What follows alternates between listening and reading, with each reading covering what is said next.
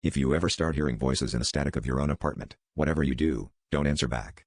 I used to think the pops and crackles in my old speaker system were harmless, just another casualty of living in a building with thin walls and bad wiring. But last Friday, as I rehearsed a work presentation out loud, the static answered me, perfectly mimicking my words, syllable for syllable.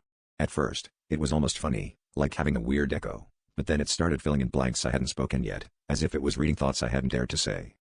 I tried to ignore it, but the static became more insistent. If I sat in silence, it would hiss my name, or mutter fragments of sentences, things I had thought about but never voiced. It knew about my secret plans to quit my job, the things I regretted saying to my ex, even the exact spot in my childhood bedroom where I used to hide from my parents. I unplugged every device, switched off the power, but the sound just grew sharper, like it was crawling under my skin. It started to answer questions I was too afraid to ask myself. One night, desperate for sleep, I whispered into the dark, "What do you want?"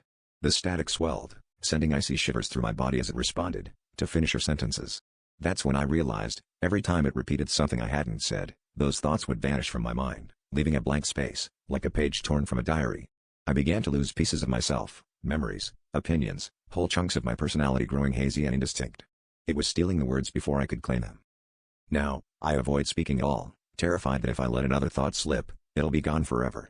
But tonight, I heard the static for the last time, clearer than ever, whispering, "Soon, you'll have nothing left to say." And in that moment, it wasn't just a threat. It was a promise. Because now, as I try to think of any words at all, I'm met with only silence.